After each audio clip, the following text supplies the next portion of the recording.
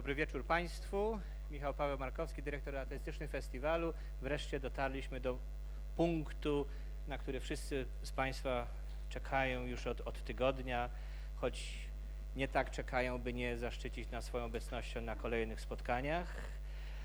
Jesteśmy niesłychanie szczęśliwi, że w tym roku jednym z naszych najważniejszych gości jest pan Jonathan Franzen, którego witamy serdecznie jeszcze raz.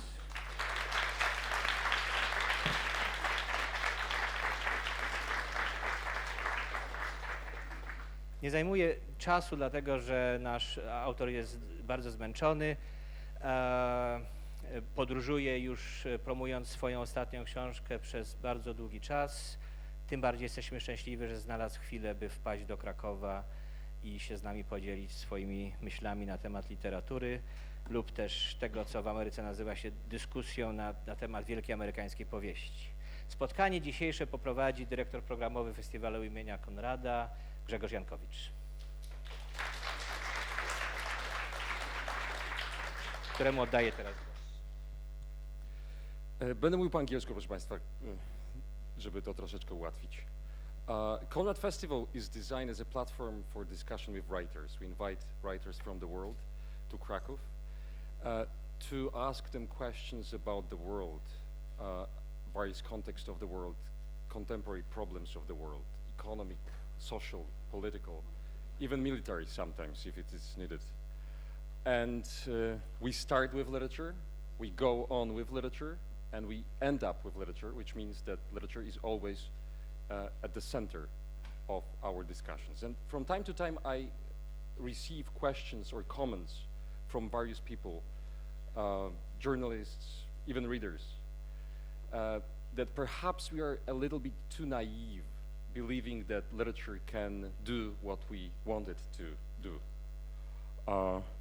But I have this feeling that for you, everyone who comes here to this place and to other our festival venues understands that literature can really help us to change what we think about the world, to be more critical, or to be more, how to say it, to represent the world in a way that is more interesting. Jonathan Franzen is a writer who, from the very beginning of his career, literary career, promotes one idea, that the novel plays a very important role in a society. And I have to say that I really like this idea, and repeating this idea and expressing my feeling toward this idea, I would like you to welcome him again for the third time, warmly in Krakow. And for the very beginning, I have a short quote from a very famous text. It goes like this: "Rage, goddess, sing the rage of Peleus' son, Achilles." This is, of course, the first line of Iliad by Homer, the text that proves that everything has started with anger. Would you agree that in your case, it was actually similar, that everything has started with your rage towards American society, American readership, social media, online culture, new technologies, and so on and so forth? Of course, I'm referring to your Harper's essay in which you express this anger. So the question is about the anger. Why were you so full of rage at a certain stage of your career? Well, thank you all for coming out tonight, and thank you for putting up with someone who doesn't speak Polish.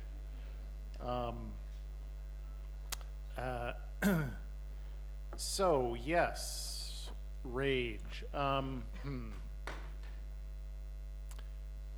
was very angry in my 20s, and I no longer understand really entirely why I was so angry. I guess I read that Harper's essay a little differently. I was talking about the rage in the past tense already, and it has gotten ever deeper in the past, and And so I have to almost make an effort to remember how it felt to wake up in the middle of the night enraged. It can still happen when I see somebody committing an injustice. But I would say that my work began with love more than with rage. When I first started out, no, okay, that's not true. I found my way to love after starting with rage. It's true. My first two novels, I thought I knew what was wrong with the world, and I was going to write these novels that helped other people see what was wrong with the world, and the world would get to be a better place. That's how young I was. And it didn't work out. And what happens when rage gets bottled up inside is it turns to depression, and I fell into a significant depression in the 90s.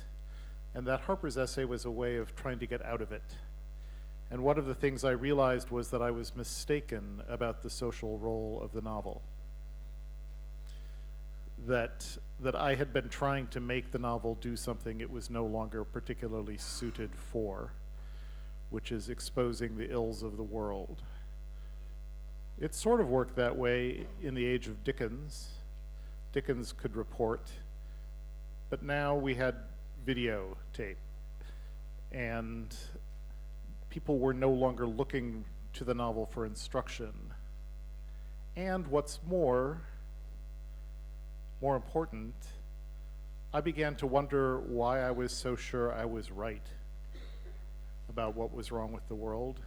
And it seemed to me that a better place for the novelist to dwell is in a place of doubt, and that perhaps a better service for the novel to perform was to maintain doubt in the face of all of the angry, very self-convinced people around me.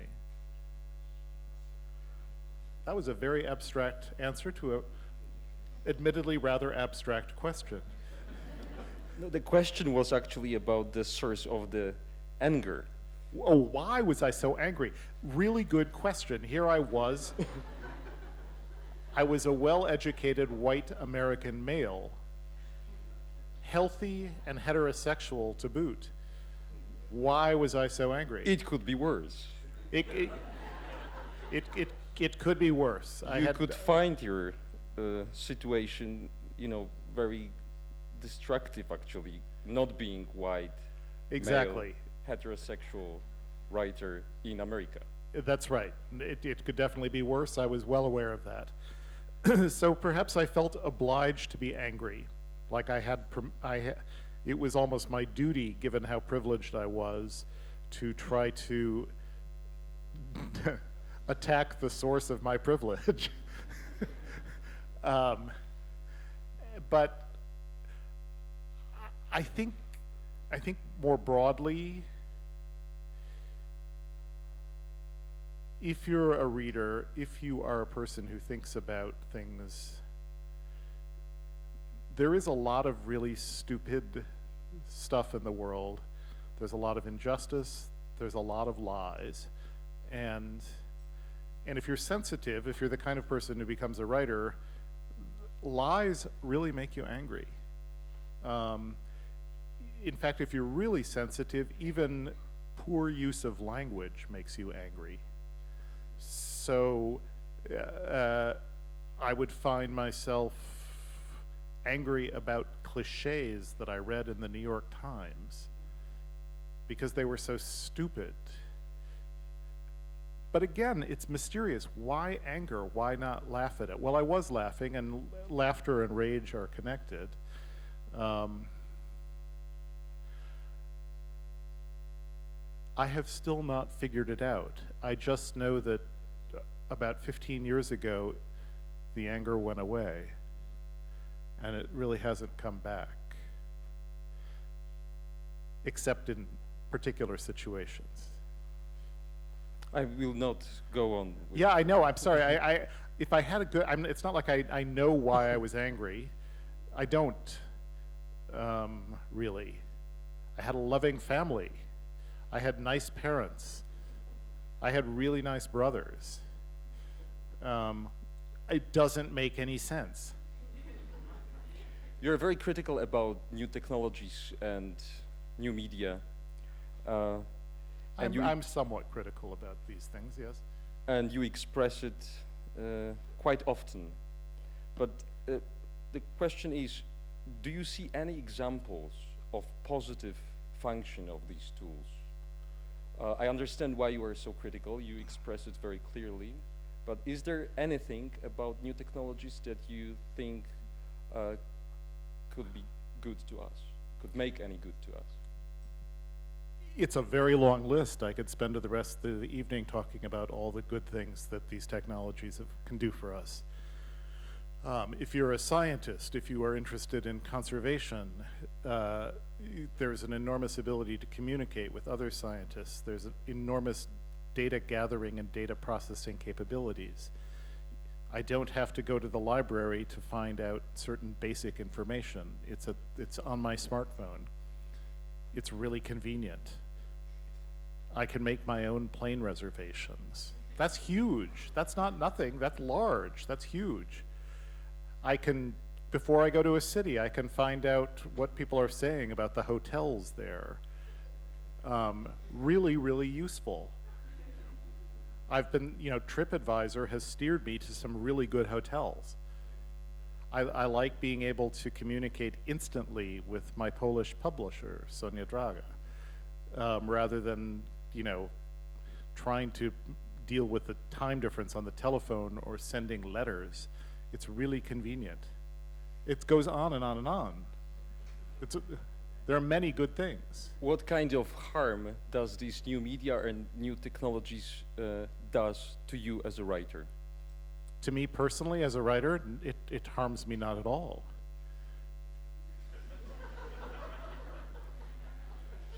In a more abstract way? It helps me, in fact. One great thing is you don't have to feel obliged to know lots of stuff when you write a novel. It's devalued research for a novel because research has become so easy. And since I'm a very lazy writer and don't like doing research, that's been incredibly liberating. I don't have to show off what I know anymore because everybody knows everything now. But just please treat this question seriously. Don't be constantly ironic about it. I'm not. You think I'm being ironic? The new media have harmed me as a writer not at all.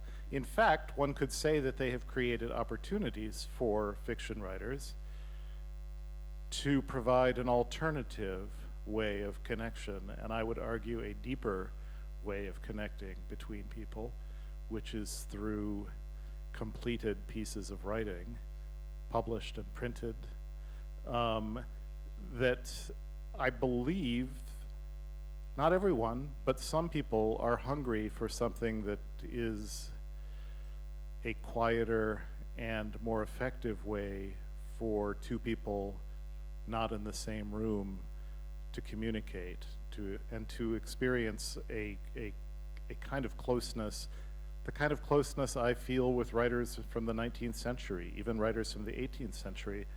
You feel, Michel Houellebecq in his new novel has a beautiful passage early in the book about the particular, how he feels closer to certain writers who've been dead for 100 years than he does to his best friends. That's an amazing thing. And he's comparing writers of 100 years ago with best friends, and of course you can compare best friends, which is a real living intimate relationship with someone, you can compare that with kind of the phony friendship of Facebook.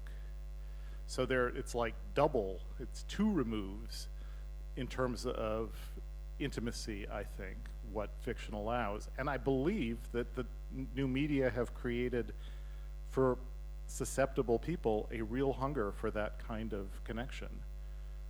When you've just spent 6 hours pushing the button like a some rat in a cage. You just keep pushing the button, push it, stimulate me, to actually pick up a good novel and to sink into it. You see what the difference is between anesthesia and cure. As a society, as a civilization, we are so refined, so ironic, so critical, that sometimes we just refuse to ask very simple questions. And I'm going to take a risk and ask you a very simple question about your novels. You are very interested, strongly interested in relationships, especially family relationships. Could you tell us more about the source of this fascination with creating a story that presents the relations between people belonging to the same family?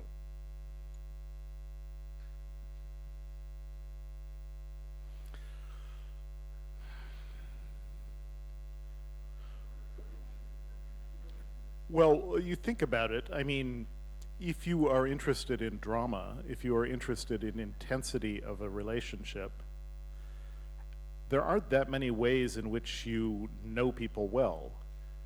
They're your coworkers, your friends, or your family. So, and I like to write about all three actually. It doesn't, and people have been writing about family relationships since the Iliad, for example. So it doesn't seem to me that remarkable. I think what is perhaps behind your question is, why are you interested in relationships, period? Because there are other things you can do in a novel. You can, if you look at Nabokov, he's not so very interested in relationships. He's interested in formal patterns. He's interested in language. He's interested in metaphor. He's interested in art and thinking about art. There are other things you can do,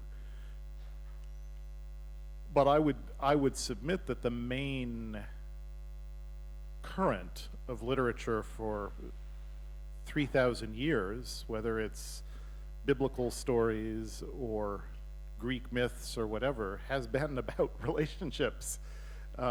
So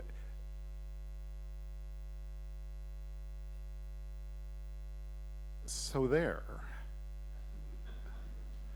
I feel I've gotten off track. The lights are very bright.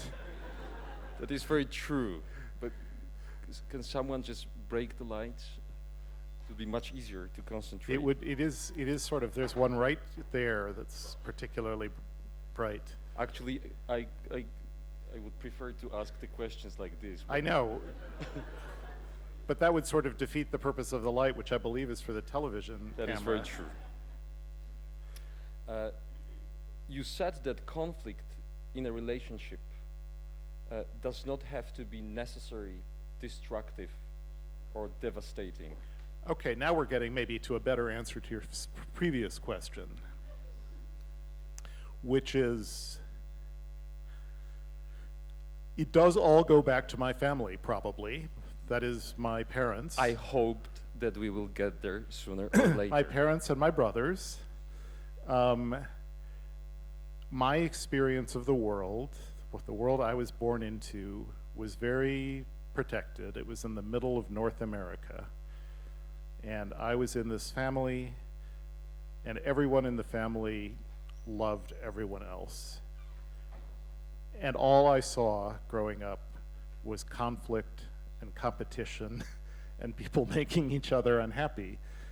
So to me, there was never any contradiction between conflict, competition, infliction of hurt, and love. In fact, what arguably what made all of those things possible was that everyone had so much at stake because everyone was full of love. And that is still how I understand the world. love comes first, but it doesn't exclude all the other things. In fact, it might even cause them. Is there any way in which the conflict can be supportive for the relationship, or is it just that you got used to that kind of relations and you treat them in your life and in your novel as something natural? Well, you have to wonder about a marriage in which the two people never fight. Not only does it sound dull, which is, of course, the one real offense for the fiction writer, but it also sounds like, well, one hesitates to use the word personal growth, but it's hard to see how you progress, how you learn about yourself except in conflict. And many of those conflicts are very straightforward. When you turn 13 or 14, suddenly you find your parents unbearable. That's not a bad thing. It doesn't mean you don't love them. It means you find them unbearable and you need to get away. Just to take one example. And so when you don't have the kind of conflict that people have always had when they start to become adolescents, then there's something weird. And I see families now where the parents and the children, they're best friends when they're 15, 16, 17, 18, and I think, that's fucked up. Pretty much. Yeah. It's, didn't they get the message that kids rebel, that kids go away? So that's weird. And how does this conflict work? How does this conflict work for you as a novelist? When you write, for example, when you started to write the corrections, was it only a need to represent what you experienced, or was it that you just were looking for a tool how to overcome this trauma of conflict you experienced? I was trying to tell a good story. That's all we ever do. That's all I ever do as a writer is try. And good stories, there's a problem. You want to know, you need to move from A to B, and you're not going to move from A to B unless there's a problem with A. And it was a real breakthrough to realize that I didn't have to have the problem be that America was divided between a radical Christian right and a fairly intense leftist media or something like that, which I had been thinking about in my previous novel. I would start with this idea of here's an important social problem, and to realize that I could make an entire 500-page book out of the problem is the mom wants everyone to come home for Christmas and none of the kids want to do that. And the thing was, the latter is really funny. Intrinsically, it's funny. It's funny that you have an entire melodrama about Christmas.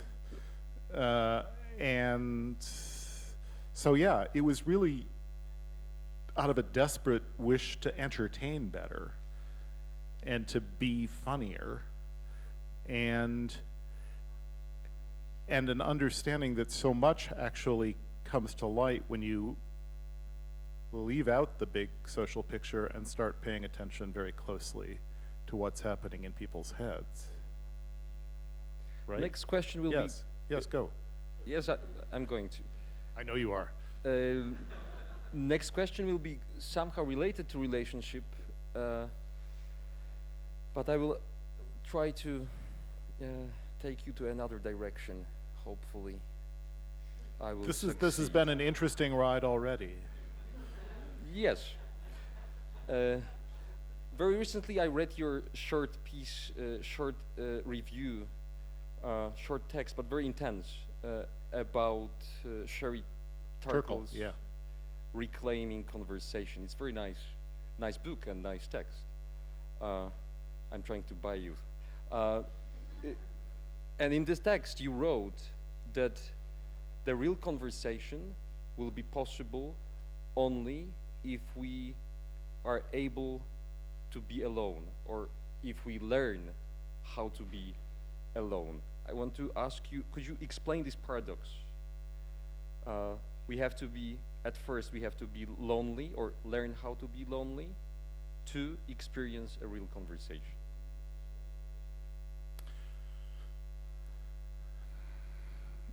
Sherry Turkle is worth reading because she has data on how people are changing in the smartphone era, and particularly how young people are changing and how families are changing. What makes her really good is she has data. And she's a psychologist, so she understands data and understands people. So yes, that is the paradox. In my own little field of reading and writing, I think it's pretty clear. You will not feel close to Proust or Kafka if you don't sit alone and read it. And we are at the point where it is becoming terrifying to people to set a device aside for long enough to become enveloped in a book. So you have to ask yourself, well, okay, and then broadening that out a little bit.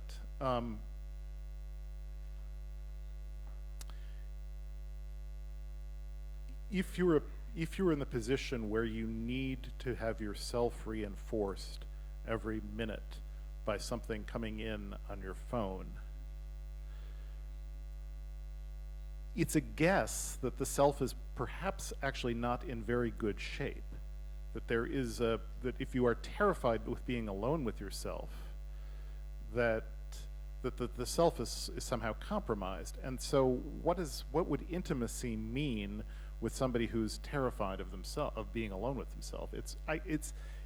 It's a bit of a jump, and even in Turkle's book, when she makes that claim that an ability to be alone is a prerequisite for having a genuine conversation with someone, it's a bit of a jump, but somehow it makes intuitive sense to me.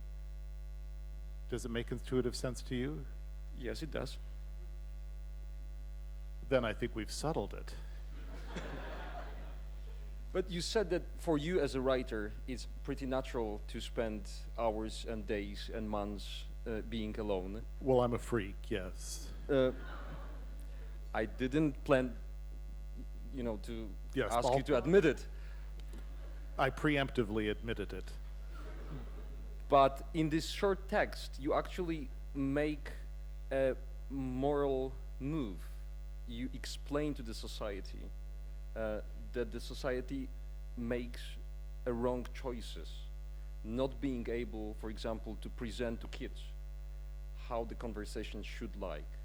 And of course, it's broader topic than only, the problem of writing novel, a problem of one person who spends so much time being alone. But every day I spend a lot of time with other people. It's really just 6 hours a day I like to spend alone. And it's the rest of the day I'm actually quite afraid of not living with someone. I did it once. It was nice for a few years to be alone. I really needed to. I'd been in a long marriage that didn't work out.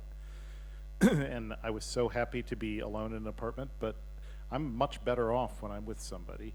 So let's not be too extreme. And I do not live in a cabin in the woods and rail against industrial society and send letter bombs to prominent people. That would be Ted Kaczynski who did that. But, sorry, what was the question? You are distracted tonight. The question was about this moral move you make in the Oh, in yes. the text. The moral move.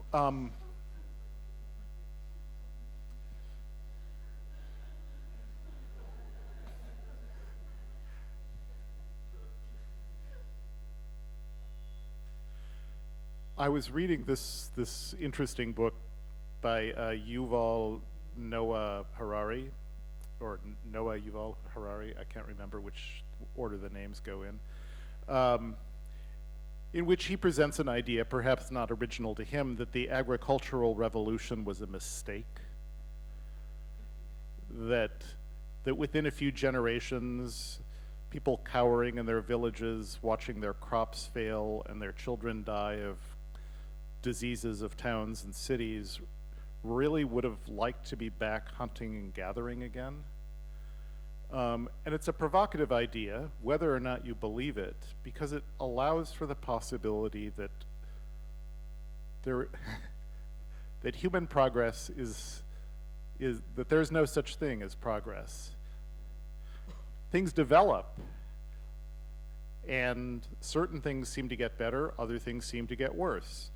But if you are a hardcore scientific materialist, as I to some extent am, there is no law that says things just get better for us, or that Homo sapiens doesn't make mistakes. And take a small example. Email. Email seemed great in 1999 because you could answer it whenever you wanted. It liberated you from the telephone. I was very happy to be liberated. I don't like talking on the phone. I don't like returning messages. It's a bother. Here was this liberating technology. Flash forward 15 years, I am under email's thumb. I am tyrannized by my email. I never get away from it. It's relentless. It is always, I basically use phrases like enslaved by to refer to my emails. So these technologies that purport to liberate us, many of them, it turns out, we're very vulnerable to. What seemed like a great idea to be able to get all this stuff over the internet, when you're spending 5 hours a day totally distracted by what's coming in, and you can't stop surfing even though you know it's stupid to be surfing. You should have gone to bed or read a book hours ago. You can't stop. There are these vulnerabilities, and it could be, you have to ask yourself, maybe we've made a mistake. It wouldn't be the first time. Just because a development is inevitable doesn't mean it's progress. Right? As Kafka said.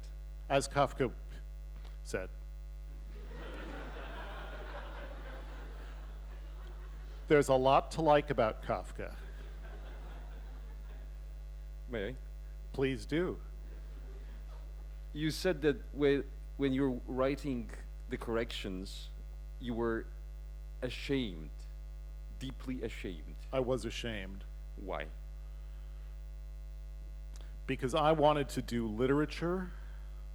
I wanted to play with the big boys. And I thought that meant writing big, difficult novels about important social themes. And I tried and I tried and I tried, and I found myself wanting to write about Christmas.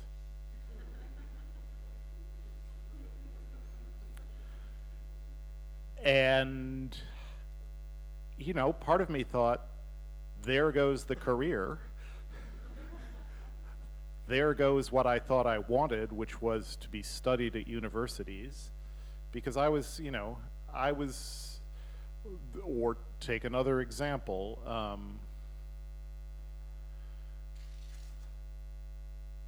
No, that'll do. No, That's enough to be ashamed of. No, this time I will not let you liberate yourself from answering the question. No, you said that you were ashamed because you were writing a novel about family and its discontents. Yes. Well, I really was. Here's an anecdote. Norman Mailer was still alive at the time. He was sent a copy of the corrections, and I have this as a direct report from someone. He read some of it and wrote back and said it seemed like a really well-written sitcom. That was Norman Mailer. That was, and you know, some part of me felt, oh my God, I've just done a really well-written sitcom. Because after all, what are sitcoms about? You turn on the TV, here's a family, they're saying funny things. They are, you know, they're terrible to each other, but in the end they love each other. Right? That's, where is the high literature in that? Where is the lofty ambition in that? I will provide certain answers to make our conversation more fluent. You said you said that you were ashamed of writing a novel about family relationships, the family and its discontents. Yes. Because you were afraid of readers that they will not understand actually the story you have. Oh, that too, yes. I thought I had an especially embarrassing mother. And I will admit that the corrections partakes of my own family more than my other books do. So I thought, yes, I thought she was especially embarrassing. I thought the fact that I put up with it and actually went to Christmas was especially embarrassing. Yes. Shall I go on? I can see that It, you know, it seems, and so it was really nice when other people came up after the book had been published and said, oh, that's my mom. It's like, you too then. And have you ever met anyone outside, living outside of the United States, any other reader who would say exactly the same? Oh, absolutely, all over Europe, yeah. I haven't heard from anyone in China. But India, I've been to India and happened people, there. yeah, people say, oh yeah, the corrections. I mean, that's my mom. Writing, that's what I suggested in the text about you, that the corrections could be read here in Poland as a novel about Poland. Therefore, I'm asking about other countries. Right, right. No, I get you, I get you. I wasn't that brave to suggest that China and India would react in the same way. Writing autobiographical novel leads to detaching it from actual living experience. That's what you said. Yes, since the corrections in particular, there was some, I was handed, for one time in my life, I was handed some scenes in my own life that were good. Most of my life consists of boring scenes that don't belong in a book. But there were some moments when my father was falling apart. There were some arguments that he and my oldest brother had that were really kind of ready to be in a novel. But mostly, and yet, there's an interesting thing. I'm not really in that book. So it's weird. That book derives more than anything else from some stuff that actually happened to me. My father did have dementia. My mother did like her Christmas. My oldest brother does like mixed grill. And yet, where am I in that book? Kind of nowhere. That would be my question. And I'm much more in the subsequent books, which were made up. You're very into confessional style, especially when you write essays. And it's very risky tool sometimes. But you use it, and you said even that sometimes you give the reader more than he or she expects. Why do you use this style? Why do you? Why am I confessional in my essays?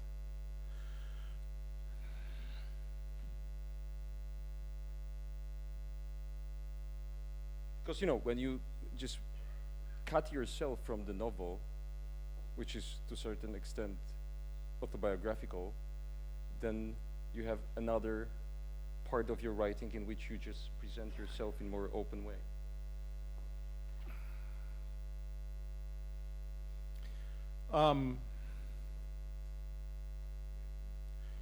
Maybe I'm an incorrigible exhibitionist. That's not how it feels to me, although I think there is that strain in my personality.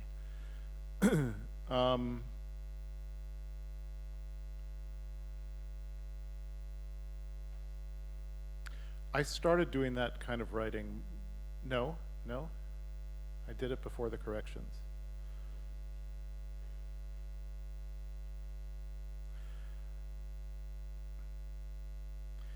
It's a good question. That's why I'm thinking about it.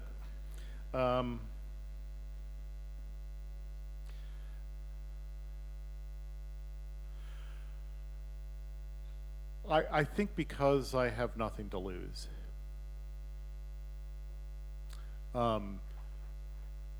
I think it might, to some extent, go back to that privilege that I was mysteriously so angry about, coming full circle here to your anger question. There's a feeling that I might as well say this because I can afford to, and it can. And certain kinds of confession, you're confessing to feelings that you have that you might be ashamed of, and that thinking maybe there are other people out there who have the same feelings and they're not able to talk about them because they can't afford to. And so it really comes with a sense of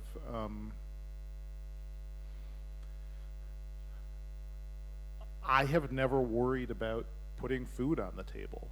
I have always felt, one way or another, someone will give me a job. And that's a remarkable statement, actually. And I know that that's a very privileged position to be in, but I always, no, not even with writing. I just knew that I'm actually pretty good at hanging drywall. You know, I could find something I could do that someone would pay me for, and I would not starve, because I live in the United States, and I have talents. I mean, dirty truth, but there it is. And it's a tremendous privilege, and boy, am I aware of it, and am prone to feeling weird about it, having that privilege. But because I have never felt I would starve,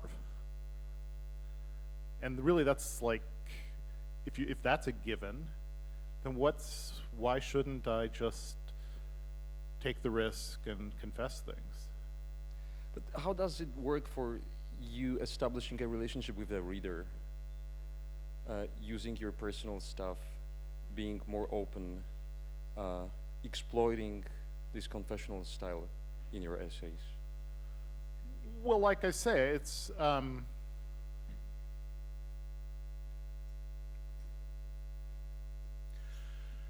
you're hoping to establish a sense of recognition. That's what I enjoy as a reader, when I recognize someone, or when someone expresses something that I have sensed but never really articulated. So, going back to my very first confessional essay, which was about cigarettes, I was watching the demonization of the tobacco industry. The liberal media in the United States were presenting a third of the American population enslaved by conspiring evil tobacco companies.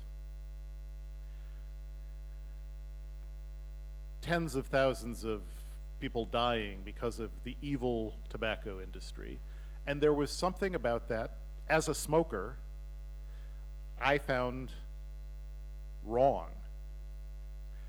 And because I knew, it's not like, I knew that smoking is bad for you, and I kept on doing it. And I didn't really buy the argument that I was enslaved by these evildoers. I thought it was more complicated than that. At least we should include the drugstores where I bought the cigarettes. but probably most of all, we should include me, because I was not literally in chains. I didn't have to buy the cigarettes.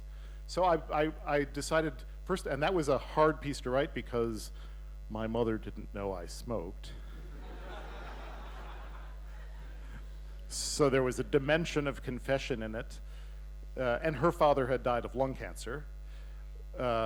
So there was an additional confessional dimension to it, but mostly it was, this is not as simple a problem as the liberal media are making it out to be.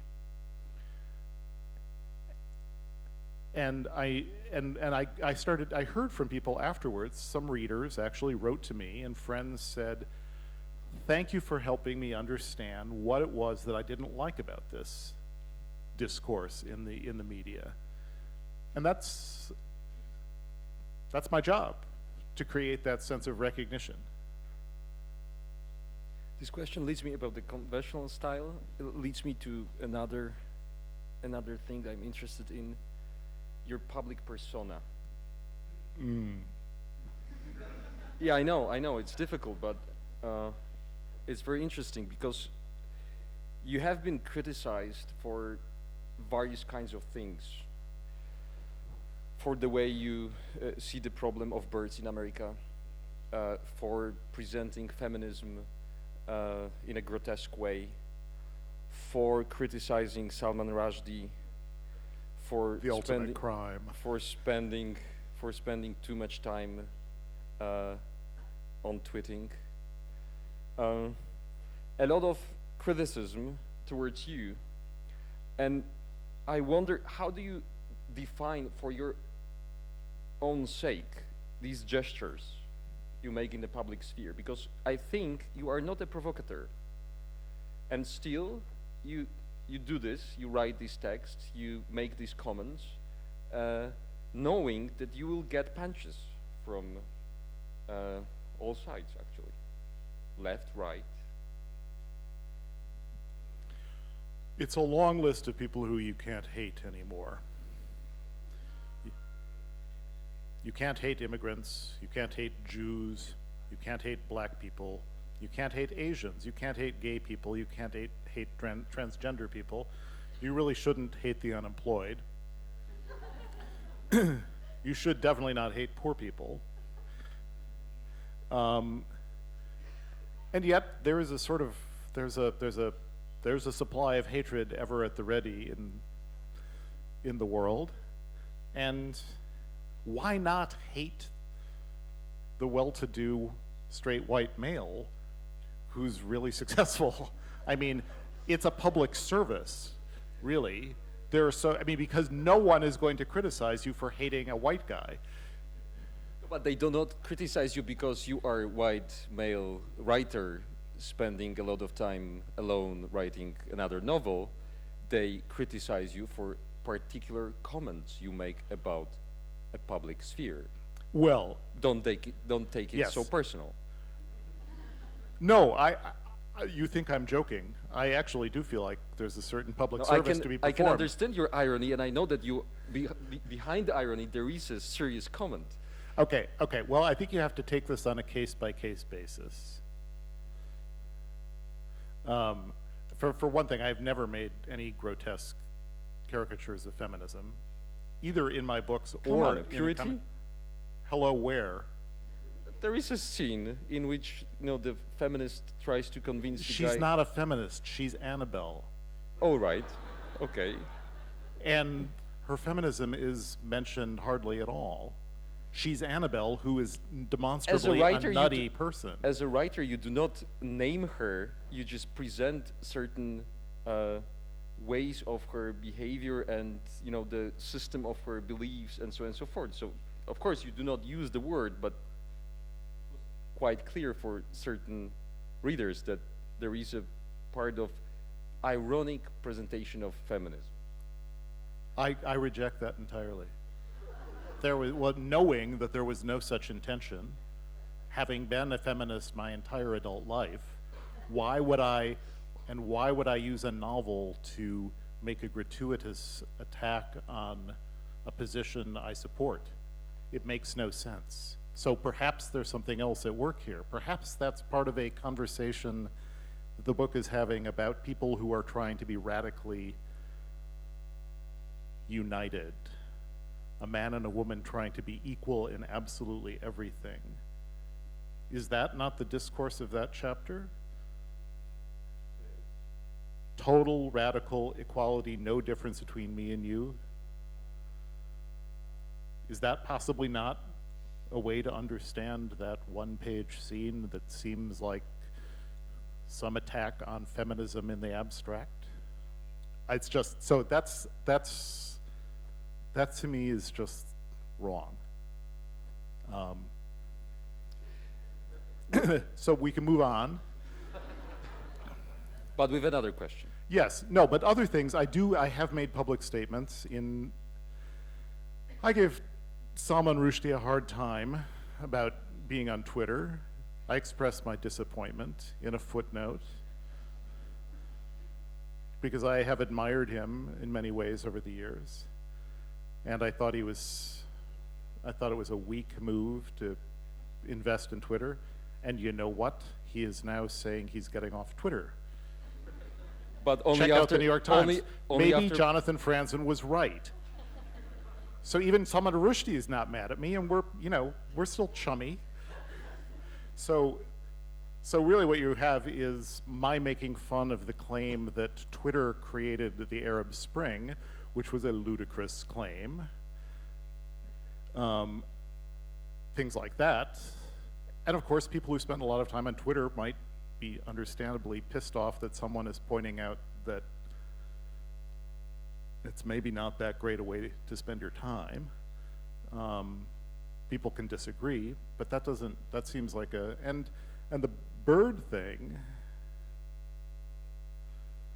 if you take on a cornerstone of liberal dogma in the United States, that climate change is the #1 environmental problem in the world, if you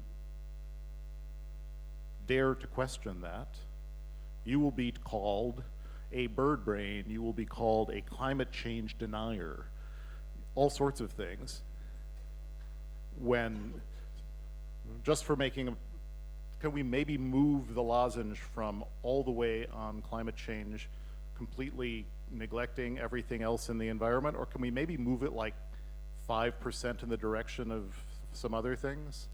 No, apparently not, we can't. It has to be stamped out.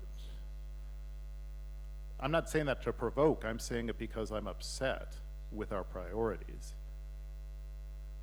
Thank you. That I do cop to. In the novel, in Purity, people have secrets. And I read your comment on it, and I liked it very much. You said that these secrets are hidden not from the reader, but are hidden from the characters in the novel. Yeah. And you said something really, really nice about the way you treat the reader from the perspective of this problem of secrets. You said that it's not good for the writer to reveal the secret on the last page, because then you just find someone who will spoil the fun. Well, that's part of it, but it's more than that. It's, Exactly, and I would it's like a matter you to of good faith regarding the reader. And I'm kind of hardcore on that subject. It's one of the reasons I would never use a novel to make a political point, because I think that's condescending to a reader. I think it's bad faith. Here you thought you were reading a novel, but instead you're getting some political instruction. That seems like bad faith. And to withhold information that you could actually give the reader simply to make them keep turning the pages to find the information, that seems also like bad faith.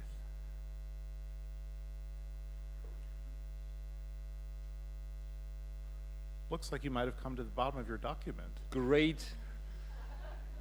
I was just, searching for the question I have. The mot juste. Great American novelist. That's how Time presented you when Freedom was released. Oh, Wait, yeah, wait, no, wait, it's nice. It's, wait, it's wait. perfectly nice. It's- That was very nice of them. It will not be a question about you, please. Okay. For one time, Good. for one time, do not take it personally. Why America is so obsessed with this concept, great American novel, the concept I of- don't know. It's a mystery to me, and it's kind of embarrassing. I But hate the phrase "great They are American novel." just constantly fishing for one I know. national novel. I know. It's a national embarrassment. What can I tell you? It's Thank you for now. Let's invite the audience. We'll take a few questions from the audience. Yes. Thank you for listening to us. There's a quest. Someone's raising his hand vigorously at the back in the doorway. Hello. So, linguistic question. Linguistic question, yes? Yes. I've been listening to you speak, and you speak wonderfully, and you have a lot of colorful vocabulary. And I even bought a copy of your book, except in Polish, yes? And I'm going to try and read it. But my question is, when you have your novel translated into another language, especially a language like Polish, which is structure-wise just so remarkably different from English, how are you sure that what you intend? I mean, yeah, there's the base story that can translate, but then there's a lot of other nuances of the language that don't necessarily translate directly. So, I mean, aside from trusting your translator, I mean, do you ever think about how the essence of what you're trying to write is getting translated, and whether any of that is lost in translation? No pun. Yeah. Yeah, it's not a pun. It's that Right, phrase. right. No, is no, it's- lost in translation exists because much is lost in translation. Pardon the cliche, I should say. I did actually read the German translation of the new novel this summer, most of it, and I was worried that the humor wasn't going to come through. And some of it was lost. There's a lot of stuff I'm doing as a treat for American readers that is essentially not transmittable. But what really impressed me, the translation was nonetheless good, and I was very impressed by the way Bettina Abarbanel in particular was able to take a long, complicated sentence in English, draw it in, and put it back with completely different syntax so it sounded very German. And you just don't say things the same way in German, I'm sure in Polish either. That nonetheless, it's like there were probably 30 or 40 building blocks in a typical sentence. She would take those all in, throw them back out, and they would all land in a perfectly good German sentence, and every single thing was there. It wouldn't be where you thought it was, but somehow it was there, and it all sounded German. And so if a translator is good, it is possible to do quite a lot, I saw. And if you, at first glance, you say, no, that's not how the sentence went, but then you think about it and realize, well, it couldn't go that way in German. It has to be taken in and put back out. And so the possibility is there. I think, I do think it's harder in certain Eastern languages because you really are, you're dealing with ideographs, you're dealing with actual characters in Chinese, and it's some of the, especially the verbal stuff, how do you do the word which I can write out and actually would be translated in German as seriously. But what are you going to do and especially if it's a laugh line, which it might be, what are you going to do with a Chinese character? Forget about it. But nonetheless, it seems like you can do two things as a writer. You can spend your life worrying about how you look in photographs and what your translations are like, and have that basically be your life. Oh, and also what people are saying about you on Twitter. You could spend your life worrying about that stuff, or you can just say, hey, these are professionals. Czy mają Państwo jeszcze jakieś pytania? Możemy? Oh, we've got a mic right here. Oh, okay. All right, so mine's quite short. Speaking of Polish, from Polish perspective, I was pretty interested in asking, where does your imagination of Poland and Eastern Europe comes from? And I'm speaking about certain episodes in the corrections and in Freedom about not only Poland and Warsaw, but also Lithuania and this whole political passage in the corrections. Well, I grew up when Eastern Europe was behind the so-called Iron Curtain. And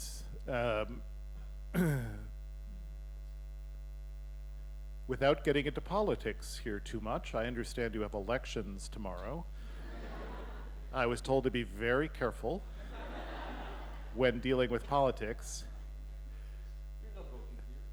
Nevertheless, it's fair to say that on a whole bunch of Eastern European countries, governments were imposed by the Soviet Union that might not necessarily have reflected the will of the people at all moments. Right? So, and what came of that, and the Soviet Union fell victim to this, it turned out not to be a great way to do things. Dictatorship of the proletariat, 5-year plans. Thankfully, the world did not end in a nuclear holocaust, and we were able to find it all sort of funny. Now, that changed for me actually in the last 10 years because I started to get to know East Germans. And instead of this gray, inept, authoritarian place, I began to realize, well, this was a real country, and people were having real childhoods, and it was not at all like we've been told in America.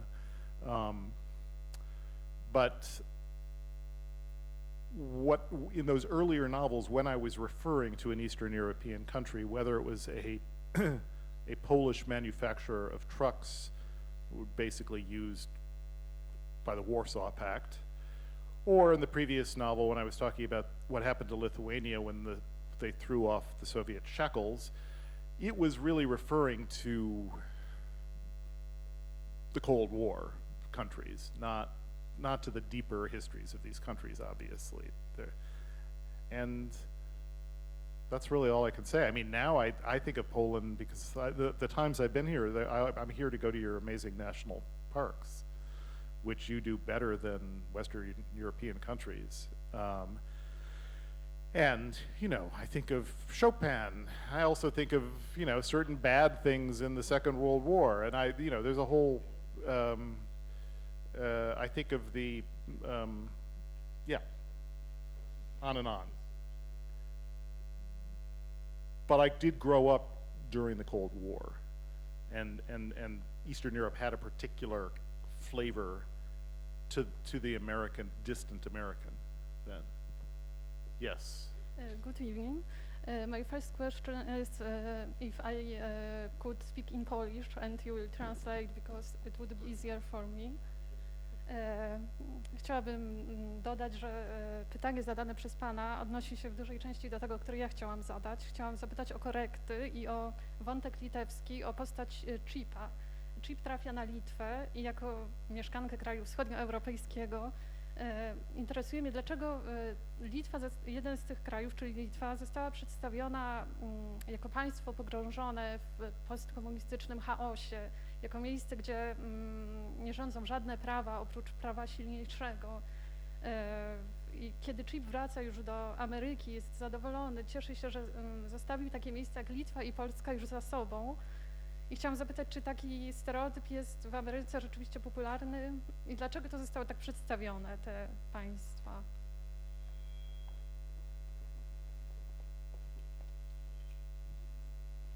It's a fair question.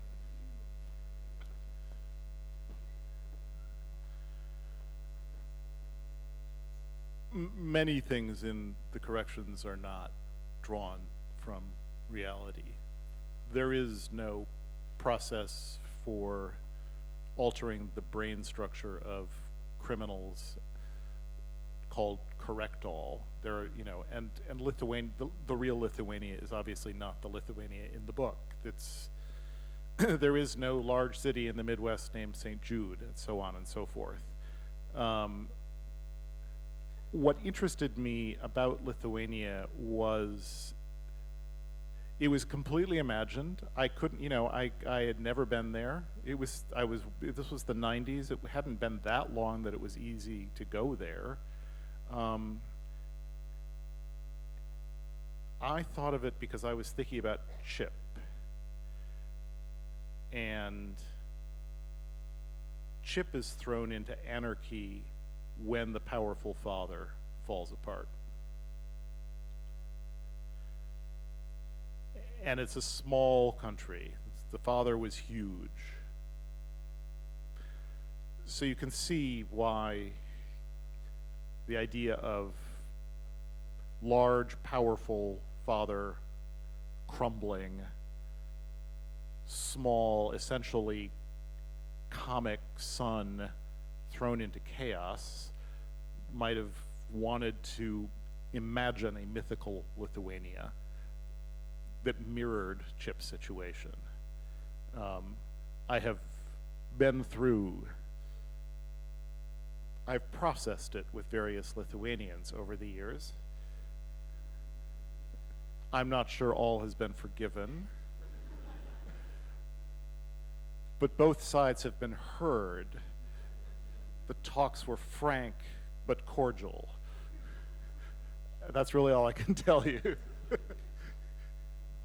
Maybe we'll take one or two more questions here. Yes, sir. I've got a question about the anger thing. You said 15 years ago you were you stopped being angry, and I'm just wondering if is it possible to write a book, for example, if you're in that state, or do you have to be calm? Is it possible to write a book when you're not angry? Or when you're angry? What's better?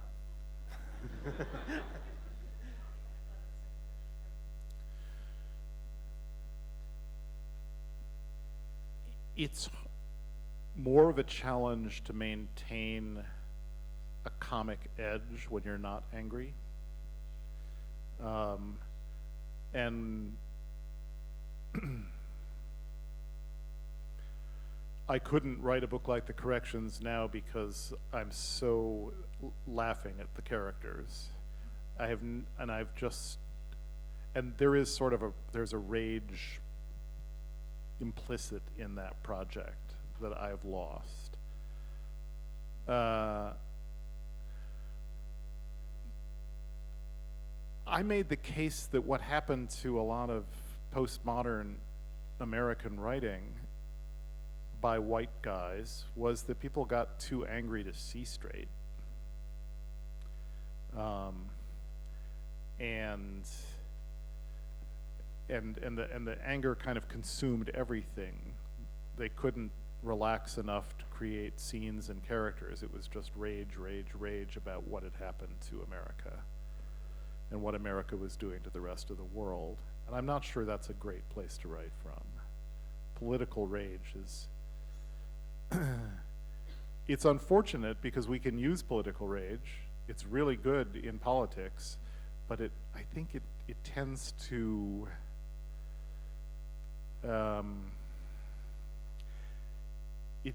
it leads you to do disservices to the truth as a fiction writer. And that's one reason I was happy to start feeling less angry, was that I could entertain the possibility more easily that I was wrong. Yeah, I don't know. That's not a great answer, but thank you. Anything else? Jeszcze From you all? jedno pytanie.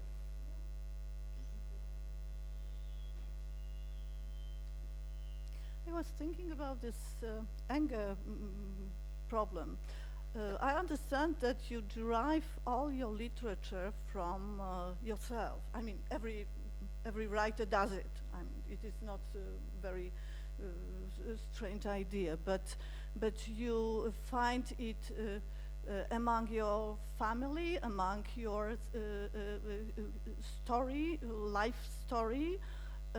I believe that you take it from the politics that you are interested in.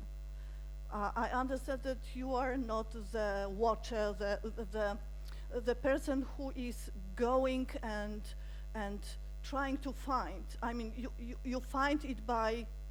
Staying home. Yeah, I think so. That's my idea. And That's right. aren't you afraid of the situation that you get older and your literature can get older? Why I am thinking of it, because probably if you get angry again, you will remind your youth.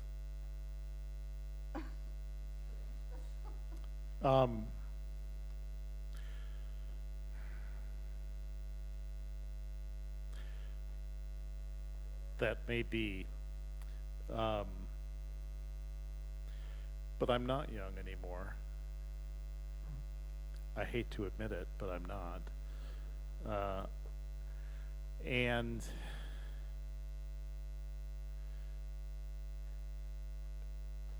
okay, here's a confessional thing.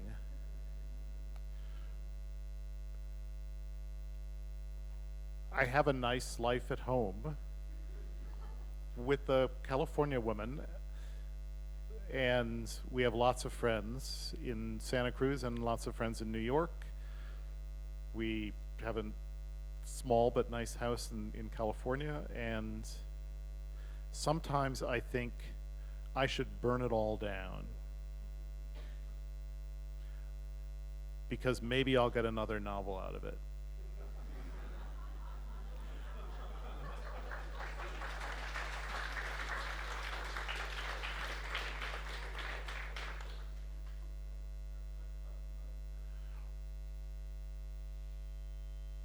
But I've had to come to terms with the fact that I'm not the guy who does that,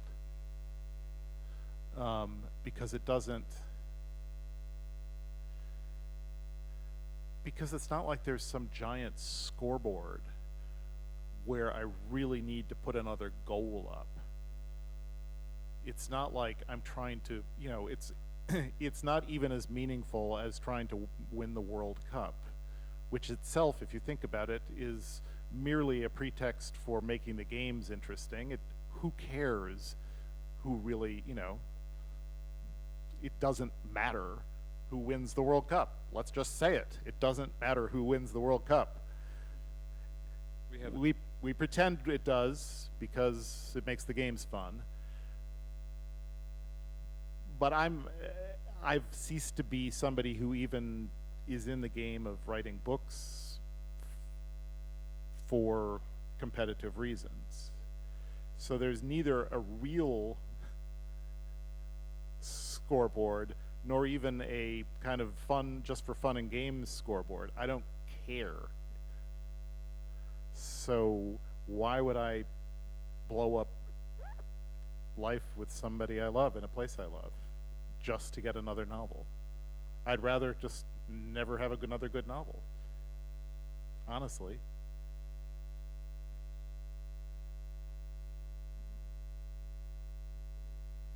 Ooh. There you go. Thank you, Thank you Jonathan. Ladies and gentlemen, once anger, now very calm, relaxed and ironic, hated and loved, but great, Jonathan Franzen.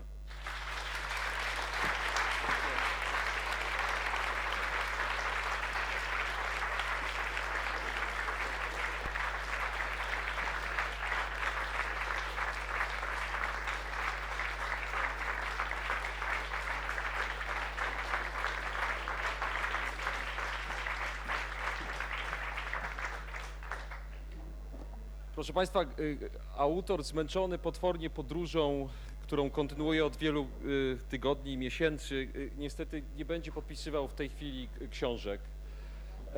Bardzo Państwu dziękuję za obecność dziś. Zapraszam Państwa na ostatnie spotkania festiwalu Conrada jutro oraz na wykład Jonathana Franzena, który odbędzie się wieczorem w Centrum Kongresowym. Dziękuję bardzo.